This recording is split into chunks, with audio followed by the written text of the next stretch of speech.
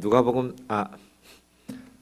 야고보서 3장 1절에서 5절입니다. 왜 이럴까요? 제가 야고보서 3장 1절에서 5절.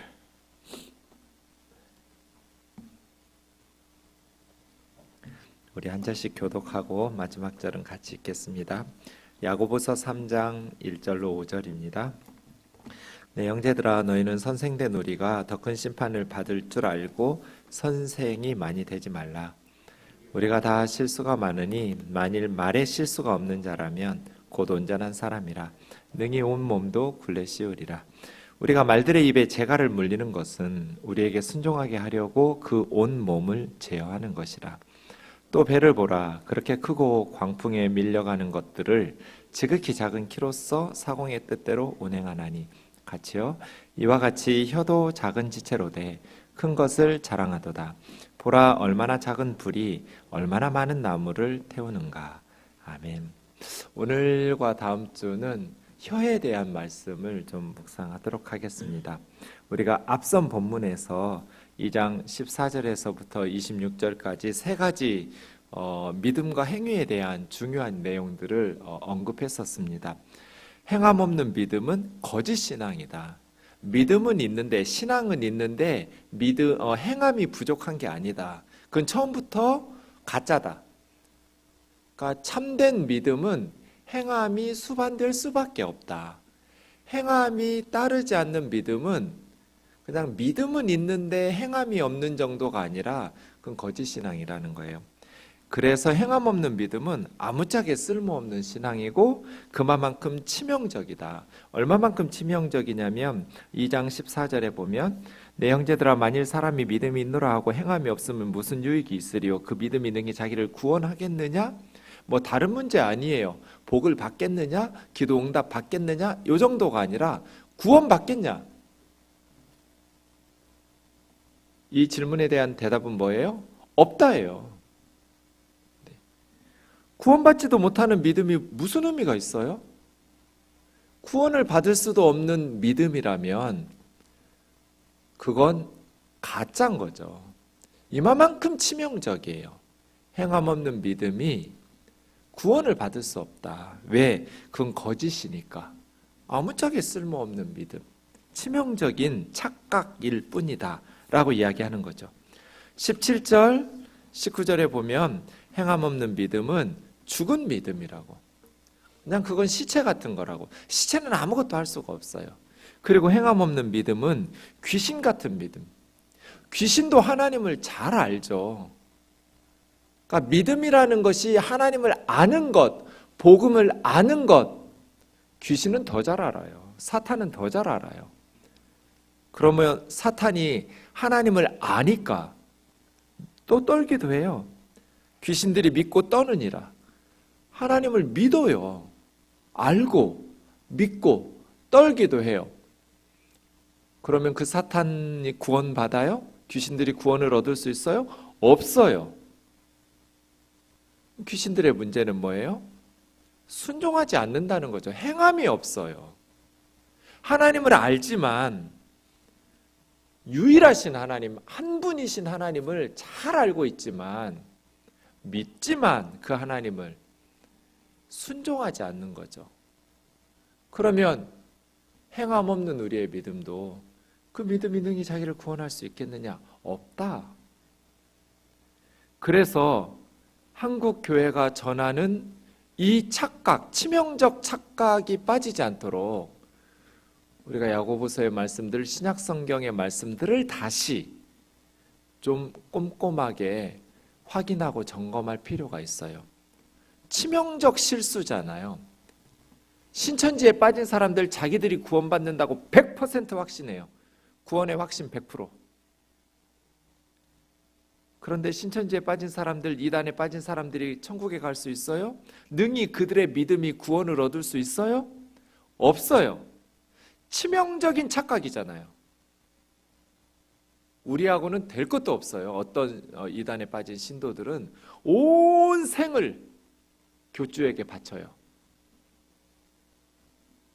교주는 이미 지옥에 죽고 지옥으로 들어갔는데 살아남아 있는 신도들은 파파 할머니 할아버지 될 때까지 그 교주를 섬기면서 완전히 노예처럼, 노예도 이런 노예가 없어요. 치명적인 착각이잖아요. 혹시 우리는 이런 치명적인 착각에 빠지지 않았는가? 행함 없는 믿음은 죽은 거다. 귀신들도 하나님, 유일신 하나님을 안다, 믿는다, 떤다. 그런데 하나님의 말씀에 순종하지 않는다. 행함이 없다. 그럼 행함은 무엇을 의미할까요? 야고보서 1장 26절 27절에 보시면 누구든지 스스로 경건하다 생각하며, 스스로 경건하다고 생각하는 것은 착각이잖아요. 자기가 그렇게 생각하는 거죠. 하나님은 그렇게 생각하시지 않는데. 그래서 경건이라는 것이, 참 거룩하고 신앙생활 잘한다라는 것이 기만적인 요소가 있어요. 자기 스스로를 속여요. 남을 속일 뿐 아니라 자기 자신도 속여요. 스스로 경건하다고 착각하는 거예요. 내가 목사니까, 내가 직분자니까, 내가 기도 많이 하고 또 봉사 열심히 하고 예배 열심히 드리니까 스스로 경건하다고, 자기의 신앙이 온전하다고 착각하는 거죠. 착각하지 말라는 거잖아요. 그러면서 진짜 참된 경건이 무엇인지를 세 가지로 말해요. 이 참된 경건이니까 행함 있는 믿음인 거죠. 참된 신앙이니까. 행함 있는 믿음, 그토록 강조하는 바른 믿음이 무엇인가? 세 가지예요. 첫째가 오늘 우리가 살펴보게 될 자기 혀를 제가 물리는 것. 언어예요, 언어. 행함 있는 믿음이라고 하니까 물론 그 요소도 있죠. 이제 두 번째가 그건데요. 고아와 과부를 돌보는 것, 어려운 이웃들을 돌보아 주는 것. 말로만 굶주리는 사람에게 배부르게 해라, 덜덜 떨고 추위에 떠는 사람에게 따뜻하게 입어라. 아무짝에 도움이 안 되는 말이죠. 약 올려요? 굶주리는 사람에게는 배부르게 먹으라고 말할 게 아니라 먹을 걸 좀 주면서 그런 말을 해야 되고, 추위에 떠는 사람에게는 따뜻하게 하라고 말로만 할 것이 아니라 뭔가 따뜻하게 할 수 있도록 돌봄을, 이런 게 행함이죠. 그러나 행함은 꼭 그렇게 고아와 과부와 같이 어려운 이웃들을 물질적으로 돕는 것만을 의미하지는, 그것도 행함 있는 믿음 맞아요. 그런데 야고보 장로님이 말씀하신 세 가지 중에 하나일 뿐이에요. 첫 번째 행함 있는 것은 언어예요. 언어. 자기 혀를 제갈 물리는 것.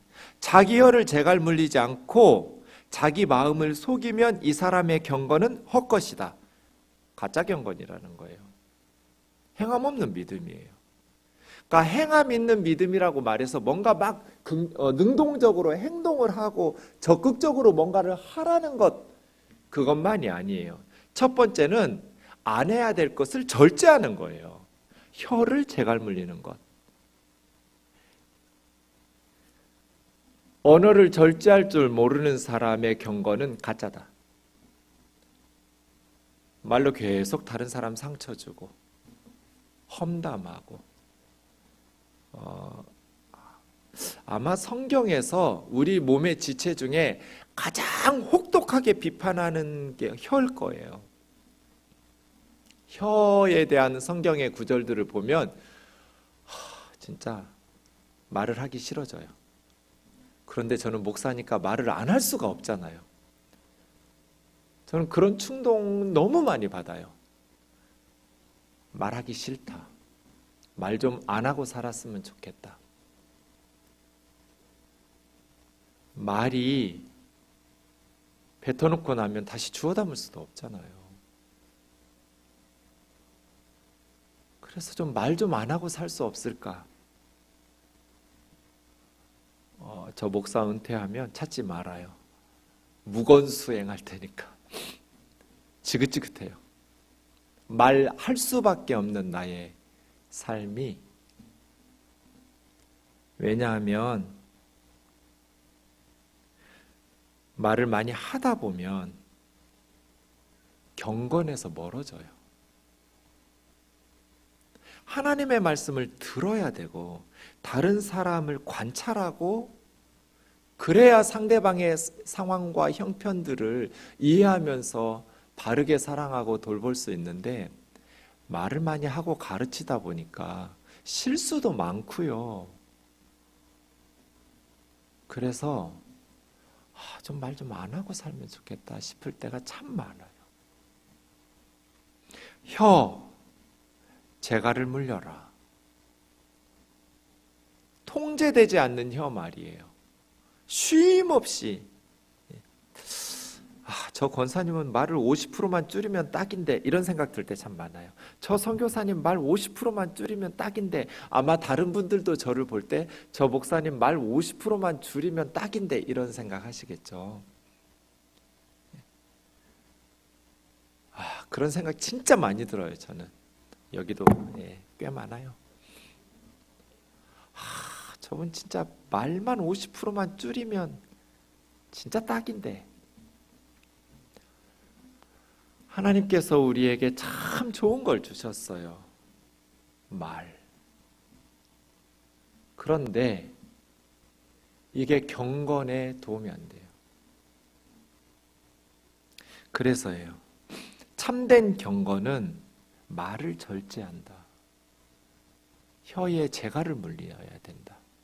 두 번째 참된 경건이 고아와 과부들을 어려움 중에 있는 환난 중에서 돌봐주는 것이고, 세 번째 경건이 자기를 지켜서 이 세상에 물들지 않는 것. 이게 행함 있는 믿음이라고 말할 때 참된 경건의 세 가지예요. 언어, 그리고 구제, 그리고 세상에 물들지 않는 경건한 삶. 이런 거죠. 참된 경건. 그 중에 우리가 이번 그리고 다음번에 혀에 대해서 좀 살펴보도록 하겠습니다. 먼저 3장에 보면 주어가 달라졌어요.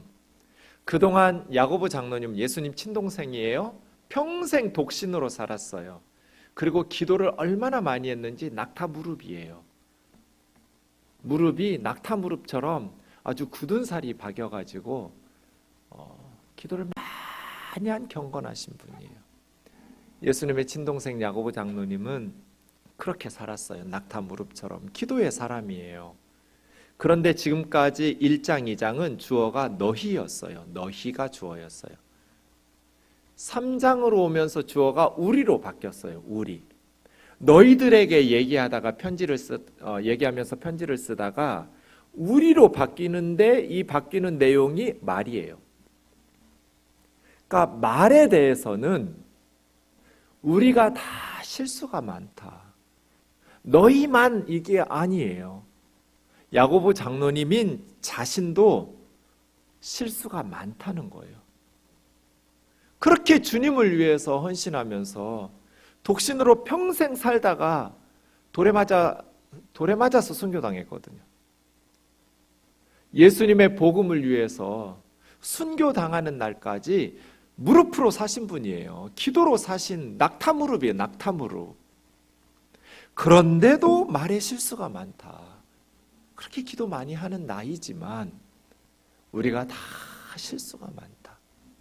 말에 대해서는 누구도 자신할 수가 없어요. 그런데 만일 말에 실수가 없다면 이 사람은 퍼펙트한 사람. 말 실수 안 하는 사람은 완전한 사람이래요. 그러니까 이론적으로 말 실수 안 하는 건 불가능해요. 완전한 사람이 없잖아요. 예수님 외에는. 그러니까 우리가 다 말에 실수가 많다. 만일 말에 실수가 없다면 이 원문으로 보면 말에 실수가 없다는 것은 왜 말 타고 경기하는 올림픽이나 아시안 게임이나 이런 것들을 보면 장애물을 말 타고 뛰어넘는 거 있잖아요. 장애물 경기들. 그거 연상하시면 돼요. 말이라는 장애물을 걸리지 않고 뛰어넘는다면 이 사람 퍼펙트한 사람. 그만큼 언어의 그 장애물이 실수하고 넘어뜨리지 않기가 힘든 거죠. 말의 언어에서 걸려 넘어지지 않는다면, 직역하면 이렇게 돼요. 말에 걸려 넘어지지 않고 안전하게 그 장애물을 뛰어넘을 수 있는 사람이라면 퍼펙트한 사람. 왜냐하면 온 몸을 굴레 씌울 테니까. 말에 실수가 없는 사람이라면 다른 부분에 있어서도 실수하지 않을 테니까. 이런 의미예요. 그만큼 말에 실수하지 않기가 어려운 거죠. 여러분 어떠세요?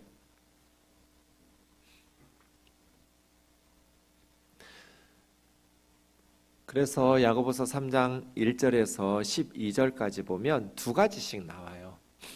첫 번째는 우리가 혀를 길들여야 하는 이유가 두 가지 나오고요.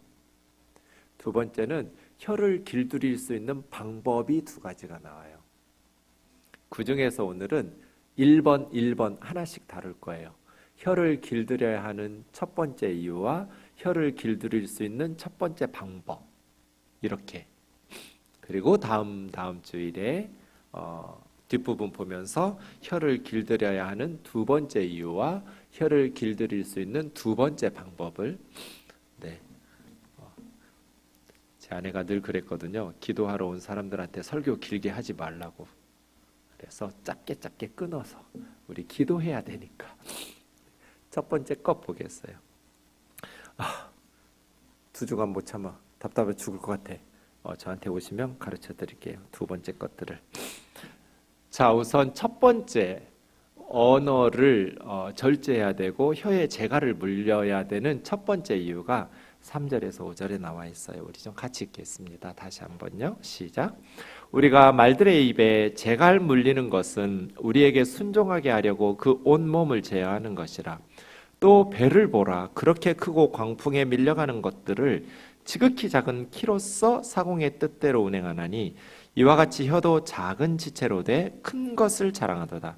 보라, 얼마나 작은 불이 얼마나 많은 나무를 태우는가.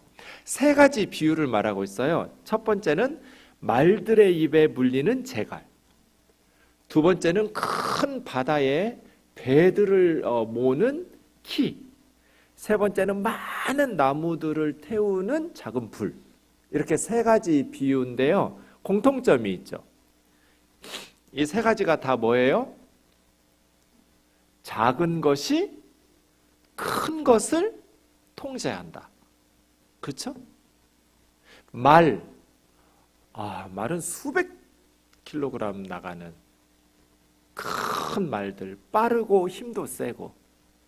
그런데 그 빠르고 힘센 말을 유익하게 사용하려면 말을 통제할 수 있어야 하잖아요. 사람이 말을 순종하게 만들 수 있어야 되는데 그 엄청난 사람보다 힘세고 빠른 말을 어떻게 우리가 제어하면서 말들을 순종하게 이용할 수 있어요? 말의 입 안에 재갈 넣죠. 그래서 말이 자기 뜻대로 가고 사람의 주인의 말을 듣지 않으면 고삐를 당겨서 입을 아프게 하니까 재갈을 물려서 말을 순종하게 하죠. 말 입 안에 넣어두는 작은 재갈이 수백 킬로그램 나가는 말들을 통제해요. 우리 혀도 그렇다는 거예요. 작은데 다물고 있으면 보이지도 않는데 온 몸을 통제해요. 말의 입속에 넣어두는 재갈처럼. 두 번째 배도 마찬가지예요. 큰 배를 작은 키로 조정해요. 그래서 그 큰 배가 키가 움직이는 대로 방향을 틀어요. 방향타예요. 우리 혀도 그렇다는 거잖아요. 우리 말하는 대로 인생이 굴러가요. 세 번째, 불도 마찬가지예요. 몇 주씩, 몇 달씩 온 살림을 태우는 그 많은 나무들을 태우는 큰 화재도 작은 불씨로 시작되잖아요. 이 세 가지 비유가 다 작은 것이 큰 일을 행할 수 있다. 우리가 혀를 길들여야 하는 첫 번째 이유는 혀에 가공할 만한 파괴력 때문이에요. 그렇죠? 수백 킬로그램 나가는 말들을 제어하는 제갈처럼, 큰 배를 움직이는 작은 키처럼, 많은 나무들과 숲을 태우는 작은 불씨처럼 혀도 작은 거예요. 뭐 혀가 커요? 작아요. 잘 보이지도 않아요, 평소에는. 그런데 엄청난 파괴력을 가지고 있어요. 가공할 만한 혀의 파괴력 때문에, 그런 파괴력이 작다면 뭐 길들이지 못할지라도 그렇게 큰 문제가 일어나지 않을 수 있는데, 혀는 너무나 큰 힘을 가지고 있어요. 작다고 해서 작은 힘을 가지고 있지 않아요. 큰 힘을 가지고 있어요. 그래서 반드시 우리는 혀를 길들여야만 해요. 이것이 야고보 장로님의 첫 번째 혀에 대한 길들여야 될 이유예요. 잠언 18장 21절 우리 좀 같이 읽겠습니다. 시작. 죽고 사는 것이 혀의 권세에 달렸나니 혀를 쓰기 좋아하는 자는 그 열매를 먹으리라. 혀에 가공할 만한 파괴력, 죽고 사는 것이 혀의 권세에 달렸대. 쉽게 풀어 쓴 공동번역에 보면 죽고 사는 것이 혀 끝에 달렸으니 혀를 잘 놀려야 잘 먹을 수 있다, 잘 살 수 있다, 그런 뜻이겠죠. 죽고 사는 게 혀의 권세에 달려있어요. 혀의 힘에, 혀 끝에 달려있어요. 잠언 21장 23절 시작. 입과 혀를 지키는 자는 그 영혼을 환난에서 보전하느니라. 공동번역은 입술과 혀를 조심해야 곤경에서 목숨을 건진다. 혀는 가공할 만한 파괴력이 있어요. 그래서 혀를 길들여야 돼요. 너무너무 강한 힘을 가지고 있으니까요.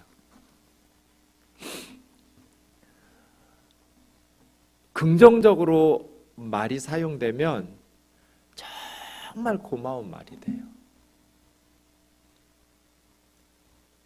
제 마음속에도 따뜻한 말들이 많이 남아 있어요. 20년 전, 30년 전에 들었던 말들이에요. 수십 년 전에 들었던 말인데 말한 사람은 잊었을 거예요. 저에게 말해 주었던 사람들은 자기들이 그런 말을 했는지도 잊어버리고 있을 거예요. 기억하고 있을 수도 있지만 아마. 그런데 들은 제 마음속에는 오랫동안 남아서 그 때를 생각하면 마음이 따뜻해져요. 그런데 어떤 말은 수십 년이 지났는데 잊고 싶어서 기도를 몸부림치면서 해도 지워지지가 않아요. 수십 년 동안 내 마음에 남아서 가시처럼 박혀가지고 자꾸 찔러요. 아프게 해요. 말에 힘이 있죠. 가공할 만한 파괴력이 있어요. 우리가 쏟아낸 말들이 씨앗이 돼서 듣는 사람들의 마음밭에 뿌려지는데, 어떤 말들은 꽃이 피고 열매를 맺으면서 그 사람을 살려내는 힘으로 선한 열매를 맺으면서 자라나는데, 우리가 뱉어냈던 어떤 말들은 아주 아프게 가시가 돼서 사람들을 허물어뜨리기도 하죠. 항상 좋은 말만 하라는 건 아니에요. 때로는 아픈 말도 해야죠. 권면의 말들 해야 되는데 우리의 말이 가공할 만한 파괴력이 있다는 거. 그래서 혀를 길들여야 돼요.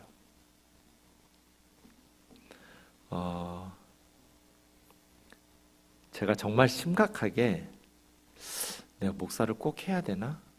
하나님의 부르심은 분명한 것 같은데, 하나님의 부르심이 분명해졌을 때, 목회자로서의 소명이 분명해졌을 때 제가 제일 걱정한 게 한 가지 있어요. 여러분 들으시면 웃으실 텐데요. 그때는 저에게는 너무나 심각한 일이었어요.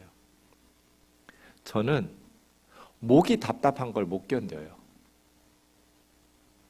모르겠어요. 그게 뭐 트라우마가 있는지 뭔지 모르겠는데 하여간 그래서 제가 목사가 돼야 된다고 하나님의 소명이 분명했을 때 제일 걱정한 건 넥타이 매는 거였어요. 목을 졸라야 되잖아요. 이게 저에게는 너무나 큰 문제였어요. 그래서 내가 전도사가 되면 항상 넥타이를 매야 되는데 나는 숨이 막혀 죽을 것 같은데 그거 신경 쓰다가 설교도 못할 거고 이게 너무너무 걱정이 많이 되는 거예요. 그래서 정말 심각하게 그러면 신학 교수가 되거나 선교사가 돼야 되나? 뭐 선교사님들은 넥타이 안 하더라고요. 현지에 편한 옷 입으시고 뭐 교수님들 강의할 때는 꼭 넥타이 안 해도 되니까 이런 생각 아주 심각하게 했었는데요. 그렇게 저는 좀 편하게 입는 사람이에요. 다행히 여러분이 허락해 주셔서 제가 여쭤본 적은 없지만 주일에만 제가 넥타이를 하죠.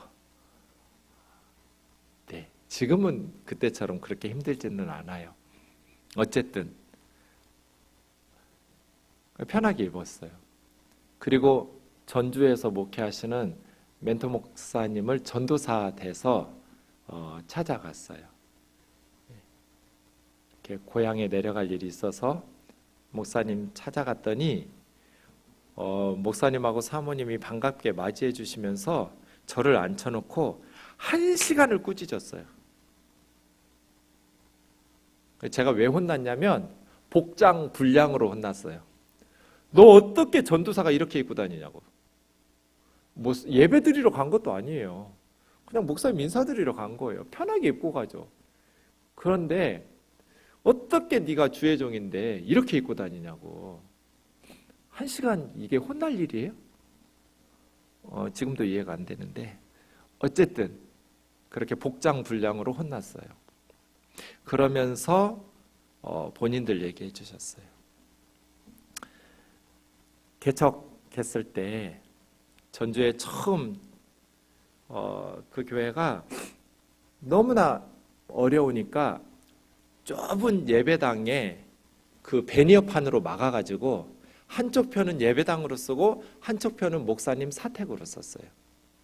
그러니까 건물을 따로 얻어 드릴 수 있는 뭐 성도가 10명도 안 되니까 몇 안 되는 그 작은 교회에 처음에 목사님 교회 시작하실 때 그냥 예배당 한쪽 그 반대쪽 편을 베니어판으로 막아놓고 식구들이 살았어요.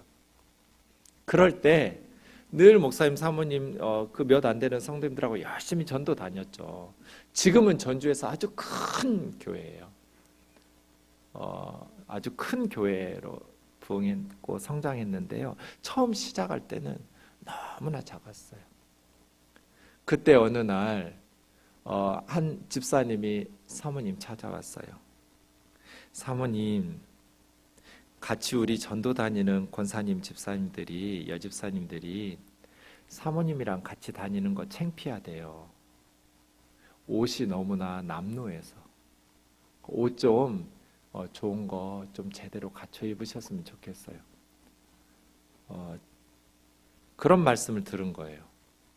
그래가지고 그 말 듣자마자 애가 넷이에요. 애 넷 먹이고 키우기도 바쁜데 언제 사모가 옷을 좋은 거 사서 입고 그 작은 교회에서 그 어려운 형편에 사례비도 제대로 안 나오는데 자기 옷 챙겨 입겠어요. 그런데 그날 오후에 바로 목사님하고 사모님하고 가게에 가서 옷 사입고 왔다고 하더라고요. 그래서 제가 물었어요. 그분들 지금도 교회 나오냐고. 다닌대요. 그분들 볼 때 마음이 힘들지 않냐고. 힘들대요. 근데 그게 목회래요. 진짜 웃기지 않아요? 좀 옷을 사주든지. 그렇게 창피하면 남루한 옷을 입고 다니는 사모님하고 같이 다니기 창피하면 옷 한 벌 돈 모아서 사주든지. 그러지도 않으면서 그 말이 가시처럼 박혔어요. 그래서 제자인 제가 전도사 돼서 신학교 입학했다고, 학생 같으면 그러지 않으셨을 텐데 전도사가 이렇게 입고 다닌다고 1시간을 꾸중하시더라고요. 그래서 제가 그랬죠. 나는 잘 가르칠 거라고. 그래서 내가 아무렇게나 입고 다녀도 뭐라고 안 할 성도들로 만들 거라고. 걱정하지 말라고. 어떻게 그런 말을 할 수가 있느냐. 같이 다니기 창피하다고. 이게 권사가 할 말이에요? 이 권사들이, 집사들이 할, 수십 년씩 신앙생활 하면 뭐예요? 아마 지금도 그 마음의 가시가 뽑히지 않았을 거예요. 혀는 가공할 만한 파괴력이 있어요. 그래서 길들여야 돼요. 아무 말이나 하면 안 돼요. 너무나 아프게 해요. 죽이기도 하고 살리기도 해요. 수많은 사람들이 말 때문에 자살해요. 아무 생각 없이 댓글 달고, 아무 생각 없이 비난하고 정죄하고 말하는데, 혀에 재갈을 물리지 않는 사람은 자기 스스로를 속이고 그 사람의 경건은 가짜예요. 반드시 성경을 아는 사람이라면 혀에 가공할 만한 파괴력이 있음을 배우고 성경에서 언어를 절제해야 돼요.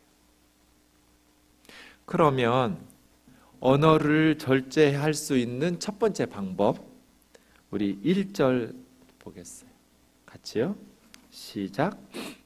내 형제들아, 너희는 선생된 우리가 더 큰 심판을 받을 줄 알고 선생이 많이 되지 말라. 이게 첫 번째 방법이에요. 혀를 길들이는 첫 번째 방법, 선생이 되지 마라. 선생 되지 말라는 건 뭐예요? 교대 가지 말라는 거예요? 사범대 가지 말라는 거예요? 그럼 애들은 누가 가르쳐요? 그런 의미가 아니겠죠. 선생 되지 말라는 것을 예수님이 잘 가르쳐 주셨어요. 마태복음 23장 2절에서 8절인데요. 서기관과 바리새인들이에요. 서기관과 바리새인들은 모세의 자리에 앉아서 가르치는 선생 자리에 앉았다. 그러므로 그들이 말하는 바는 행하고 지키되 그들이 하는 행위는 본받지 마라. 이게 선생 되지 말라는 거예요. 선생들은, 바리새인과 서기관들은 말만 하고 행하지 않는 사람들, 가르치려고만 하는 사람들. 그런데 이 사람들의 착각은 뭐예요? 아니까 가르치잖아요. 그러니까 자기가 그렇게 행한다고 착각을 해요. 이게 저 같은 목사들의 조심할 점이에요. 성경을 연구해서 알게 됐어요. 그리고 가르쳐요. 그러니까 자기가 그렇게 사는 줄로 착각해요. 아는 거하고 행하는 건 별개의 문제예요. 안다고 해서 우리가 행하는 게 아니에요. 그런데 선생들은 이 바리새인과 서기관들처럼 알고 가르치다 보니까 자기들이 그렇게 사는 줄로 착각을 해요. 그 예수님 눈에는 그들은 말만 하고 행하지 않아요. 말만 하고 행하지 않는 사람들. 4절, 무거운 짐을 묶어서 사람의 어깨에 지우는데 자기는 손가락 하나로도 움직이지 않는 사람들. 남들에게 다 가르치기만 해요. 선생들은 다 시키기만 하죠. 무거운 짐을 어깨에다가, 사람들 어깨에다 올려놓고 자기는 손가락 하나도 움직이지 않아요. 성도들만 일하죠. 목사는 지시만 해요. 손가락 하나도 안 움직여요. 계속해서 섬겨라, 사랑해라, 봉사해라, 헌신해라, 희생해라 말하지만 아무 희생도 없어요. 바리새인과 서기관들은. 한 손가락으로도 움직이려 하지 않는. 그러면서 선생들의 문제는 뭐냐면 5절이에요. 사람에게 보이려고 가르치다 보니까 우리 목사님 정말 경건하신 분이야. 우리 목사님 정말 말씀을 잘 가르치시는 분이야. 이런 찬사를 듣고 싶은 유혹이 있어요. 우리 선생님 최고야. 이런 유혹에 빠져요. 사람들의 칭찬에. 그래서 사람들이 원하는 것을 말하려고 해요. 거짓 선지자들이 왜 그렇게 많았겠어요? 경문띠를 넓게 하고, 경문은 성경을 기록해서 집어넣은 성경 박스예요. 그 머리나 머리에다가 따서 달아 놓거나 아니면 옷술 같은 데다가 닿는 성경함 같은 거거든요. 그걸 크게 해요. 이게 크면 머리가 아플 텐데 땡겨서 말씀을 많이. 바리새인과 서기관들 옷술을 길게 하고, 잔치에 가면 윗자리에 앉고, 회당에 가면 높은 자리에 앉고, 7절 시장에 가면 문안을 받고 사람들에게 랍비님 오셨습니까? 칭함받는 것을 좋아하느니라. 그러나 너희는 랍비라 칭함을 받지 마라. 너희 선생은 한 분, 예수 그리스도 뿐이고 성령님 뿐이고 너희는 다 뭐라고요? 형제니라. 형제 자매지. 랍비라 선생이라 칭함받으려고 하지 말라는. 바리새인과 서기관처럼 살지 말라고 예수님 경고하신 거잖아요. 선생 되지 마라. 가르치려고 좀 하지 마라. 우리 교회에 선생들이 많으면 교회 망해요. 학생들이 많아야 돼요. 배우려는 자세로 인생을 살아야지 남을 가르치려는 자세로 살면 그 교회는 참 피곤해질 거예요. 이것이 혀를 제갈 물리고 길들일 수 있는 첫 번째 방법이에요. 선생 되려고 하지 마라. 가르치려고 하지 마라. 랍비라 칭함 받으려고 하지 마라. 너희는 다 형제니라. 선생들에게 더 큰 심판이 있다는 거잖아요. 가르치는 자니까 주님께서 더 큰 심판을 요구하시겠죠. 그러니까 선생 되지 마라. 어떻게 야고보서 1장 19절과 20절 말씀 보시면 듣기는 속히 하고 말하기는 더디하며 성질도 좀 천천히 내라고. 사람의 성질 내는 것이 하나님의 의를 이루지 못한다. 막 흥분하면서 성질 내지만 천천히. 이것처럼 듣기는 빨리. 어떻게 듣는 걸 빨리 들을 수 있어요? 빨리 들으면 대충 들을 텐데 그게 아니겠죠? 잘 들으려고 하라는 거죠. 잘 듣고. 말하는 것은 천천히. 한 번 더 생각해보고 또 생각해보고. 왜요? 말이 급해버리면 성내기가 쉽잖아요. 그리고 실수하기 쉽잖아요. 그래서 선생 돼서 가르치려고 하지 말고 학생 돼서 많이 들으려고 해라. 그런 말씀 많이 하잖아요. 귀 2개, 입 하나. 2배로 듣고 말은 절반만 하고. 근데 현대인들은 반대로 하는 것 같아요. 막 듣는 걸 답답해요. 빨리. 잘 안 들으려고 해요. 그리고 자기 생각대로 속단하면서 말을 많이 해요. 성경의 가르침과는 반대로 가는 것이죠. 사랑하는 자매 형제 여러분, 할 수만 있으면 이 본문은 피하고 싶은 본문이에요. 제가 말실수 많이 하니까. 여러분은 어떤지 모르겠어요. 하나님이 말씀 주신 것을 가지고 우리 좀 같이 기도했으면 좋겠습니다. 찬양하고